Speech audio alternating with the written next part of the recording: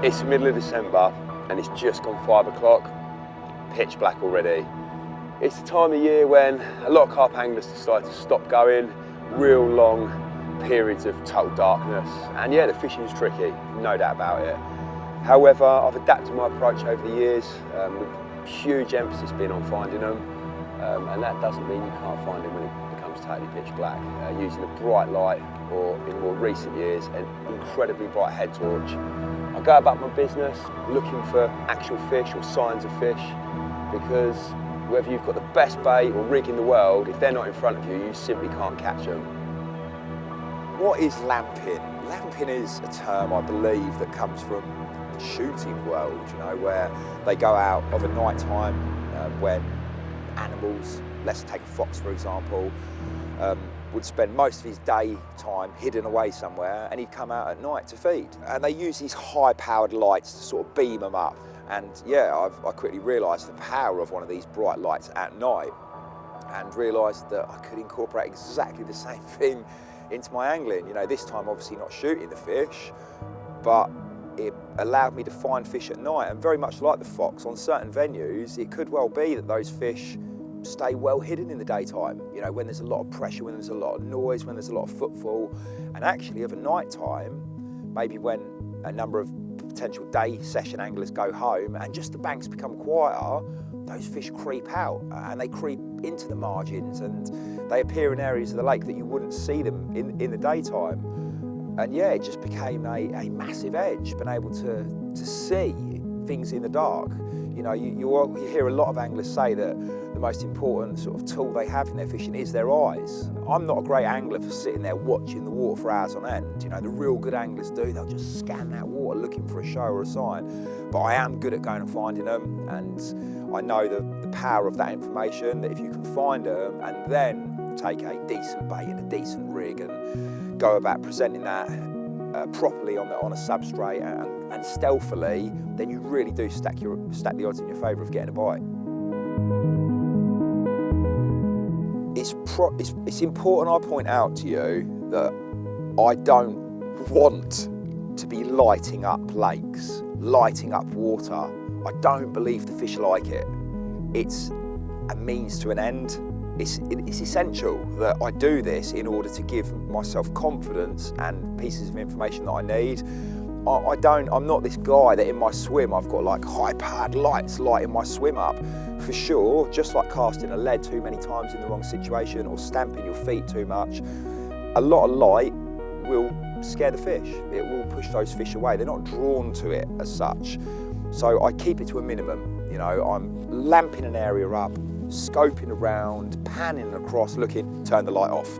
I want to do that job as quickly as I possibly can. I'll then move to the next swim. I won't even walk between swims or along the bank with the light on. A, to conserve battery, and B, because it's just really sort of intrusive of a quiet environment. All the wildlife's coming to life, and there's me with a big bright light beaming everywhere. I don't like it. It makes me feel almost a little bit uncomfortable that I'm doing it, but I can't stress it enough. It gives me bits of information I just simply wouldn't have. I've mentioned that I don't like doing this in terms of I don't feel the fish benefit from it. A worse thing would be other anglers. So before actually putting any bright light on my head, I will often do a lap first with no light on at all. And that's really just etiquette to find out, is there anyone else on? If there is loads of people on, the bright light probably won't come out at all. If there's a couple of lads up one end, for example, I'd only do this down the complete opposite end. It's really intrusive, not fair on other anglers, especially as the general consensus is, don't put bright lights on. So, you know, it'd be really rude for me, for example, to rock up at a busy day ticket lake with a big bright light on, bowling around it in every swim, lighting it up. So yeah, a lap first, if you can, to ascertain, is there anyone else there? How many people are there? Where are they? And just be conscious, you know, that it's not fair on everyone else. The reaction of the fish is different depending on maybe the time of the year. For sure, when I beam up a fish in the winter months, they never dart off, you know, they never sort of scurry off. They sort of just sulk back into the depths or drop down maybe a little bit lower in the water because their metabolism's slow, they're not moving very, very quickly. But even in the warmer months when the fish are very, very active, I've never seen one, like when I've panned across, for example, or nowadays it's with my head, but I've looked across, hit a carp, it just go, you know, and power out. In the daytime, if there's carp chilling in an area and you sort of walk in there heavy-footed or a bit loud, or maybe you crack a big branch right at the water's edge and there was a fish there chilling, they bolt sometimes, you know, big eruption, or they just charge off. I've never ever once witnessed that when I'm sort of lamping carp. Sometimes they will sort of be quite motionless and almost very much like the fox scenario, sort of dazzled by the light.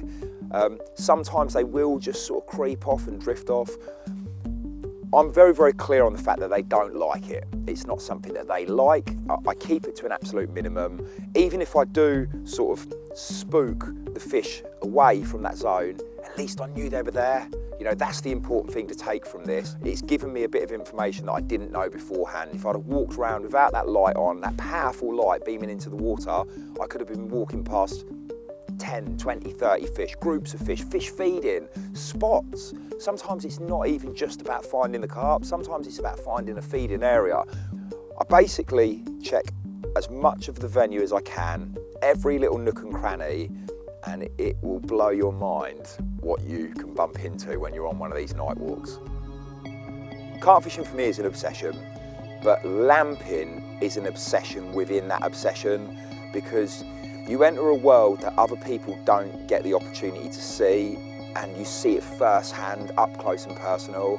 And when you love fishing as much as I do, and the water and everything that lives in that, and you get to see it at night when everything's still and quiet, when, you know, it's just majestic. It really, really is. The fish behave differently. This is what I love, like when you look now, so you got him, then you got these, which look like, don't know, maybe rudd? Yeah, maybe rudd, and then look here, perch. Baby perch just behind him. When you really stare, it's mad what you see, like mini perch there. I just love it. It's another world, a world that not that many people get to explore because they're tucked up in their bivvy, or they stay at home and wait till the morning comes round. I toyed for a number of years with head torches, but man, the batteries just drain so quickly on them. It's costing a fortune basically replacing them with AAAs, and they weren't really bright enough. So I was really happy, you know, about 2 years ago that we started to develop our own range of head torches, the Mega Lite being the tool for this job. It comes supplied with a rechargeable battery, which in itself is fantastic. It means that if I'm sort of jumping between venues, I can whack it on charge as I'm going. I'll often take a small power pack with me as well, just in case I want to top it up. But it also comes supplied with a small case that you can actually put 3 AAs into, meaning I do also take some batteries with me. It's the one that I do the lamping with. Yes, it does have 3 settings, so I can dim it right back, and there are times when, because it's on my head, I will use those different light settings, but it's not the one that I'd have on my head or around my neck while I'm sleeping or in my pocket. It's not the one I'd grab when I get a take. That's the little micro light. It's lightweight, it's easy to use, you don't really even know you've got it on there. It's got a really comfortable strap, and it's got a red light setting, so if I want to be really discreet, I can flick it onto that. The multi-light, as much as it can be worn as a head torch, I feel that's got so many other uses. It's got a magnetic plate that I can clip anywhere really on the bivvy or shelter. Same as on the van, I can clip it onto the van. It comes with a Velcro strap that can be strapped around my barrow. It can be strapped around a tree branch on a far bank to be able to cast to. There's also a small rubber band that allows me to attach it to bank sticks and storm poles. That's a really, really versatile light for various different uses, but the really useful attachment with the multi-light is the ability to clip it onto the front of my bushwhacker. It's so nice being able to ship up to a set of trees or some reeds or an island and be able to see accurately that I'm not about to drop my rig over a branch, for example. If sticking a bright head torch on your head and going lamping carp is not something you've ever tried before, I really can't recommend it enough. Twofold, it opens up a whole new majestic world that I'm sure you're going to really enjoy and embrace, and also it gives you pieces of information you just simply can't get otherwise. And information in carp fishing, more often than not, means more carp on the bank.